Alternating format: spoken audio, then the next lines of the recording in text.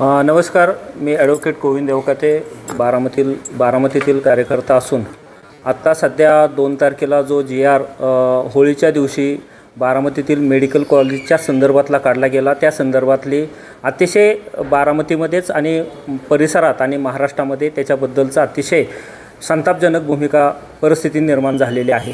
कारण की 31 मे 2023 रोजी आपल्या बारामतीमधील मेडिकल कॉलेजला चौंडी या पवित्र ठिकाणी महाराष्ट्राचे मुख्यमंत्री आदरणीय देवाभाऊ फडणवीस साहेब आणि एकनाथ शिंदे यांच्या नेतृत्वाखालील महायुती सरकारनं त्यावेळेस निर्णय घेतला होता की बारामतीतील मेडिकल कॉलेजला पुण्यश्लोक अहिल्यादेवी होळकर शासकीय वैद्यकीय महाविद्यालय असं नामकरण करण्याचा अतिशय ऐतिहासिक निर्णय झाला आणि त्या निर्णयाचं स्वागत बारामतीमध्येच आणि महाराष्ट्रामध्ये झालं.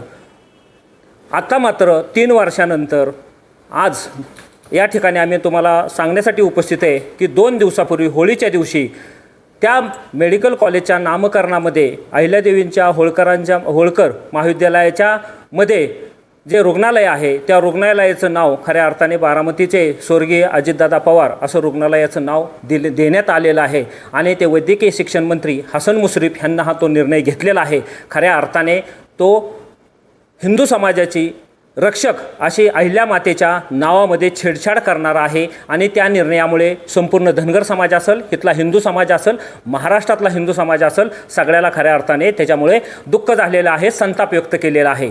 त्यामुळे वैद्यकीय शिक्षण मंत्री हसन मुश्रीफ यांचा खऱ्या अर्थाने आम्ही तीव्र निषेध करतो आणि त्या निषेध करण्यासाठी आम्ही बारामतीमध्ये सकाळी समाज बांधव सगळे हिंदू समाज बांधव इथे एकत्र आलो होतो आणि आज तुम्हाला संबोधित करत असताना आम्ही असा निर्णय घेतलेला आहे बारामतीतल्या सकल हिंदू समाजानं की येणाऱ्या सोमवारी 9 तारखेला आम्ही बारामतीमध्ये निषेध मोर्चा निषेध सभा घेतो आहे आणि त्या काळात ह्या निषेधाचं आयोजन करत आहोत. कारण की हा निर्णय कुठंतरी आता पटलेला नाही अशी परिस्थिती आहे. तो इथल्या व्यवस्थेला बाधा आणणार आहे, इथल्या समाज व्यवस्थेला तडा देणार आहे आणि महान व्यक्ती अहिल्याबाई होळकर यांच्या व्यक्तिमत्वाला खऱ्या अर्थाने अहिल्यादेवी होळकरांचं त्रिशताब्दी वर्ष चालू आहे.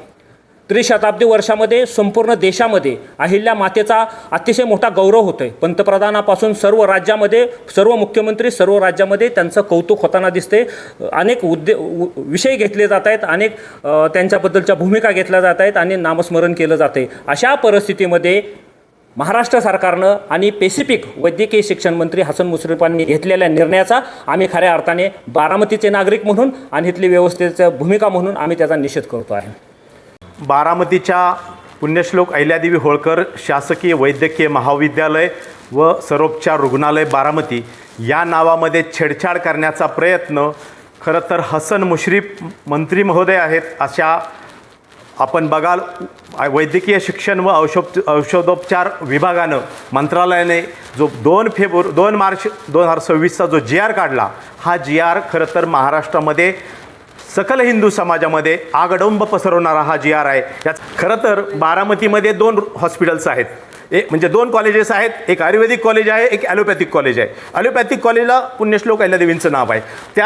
त्या संदर्भातलं संलग्न हॉस्पिटल आहे, तिथे त्यांचंच नाव असणं अपेक्षित होतं. कारण दुसरीकडे आयुर्वेदिक महाविद्यालयाला आपण काय केलं आहे, अजितदादांचं नाव दिलं आहे आणि तिथल्या हॉस्पिटलला देखील अजितदादांचं नाव दिलं आहे. कारण ती एक संलग्न संस्था आहे, संस्था एकच आहे, त्याच्या अंतर्गत काम करण्यात ती व्यवस्था आहे. हॉस्पिटल नावाची स्वतंत्र संस्था नाही.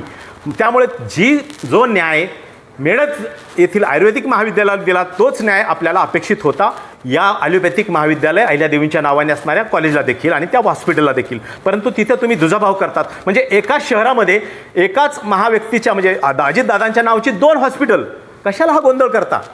स्वतंत्र हॉस्पिटल मेळतचं अजितदादांच्या नावाने तुम्ही करत असताना इथल्या हॉस्पिटलमध्ये ढवळाढवळ करण्याचं काम हसन मुश्रीफ यांनी का करावं? इथल्या समाजाचा इथल्या खरं तर पुण्यश्लोक अहिल्यादेवी होळकरांचं नाव दिल्यामुळं या महाविद्यालयाचं उंची शिखरावर पोचली, त्याचं नावलौकिक वाढला. अशा महान व्यक्तीच्या नावाच्या ठिकाणी दुसरं नाव घुसडून हा प्रशासकीय गोंधळ, भावनिक गोंधळ आणि खरं तर हा आमच्या तमाम हिंदू समाजाच्या भावनेला ठेच पोचवणारा निर्णय आहे. त्यामुळे ही बाब अतिशय गांभीर्याने सरकारने घ्यावी.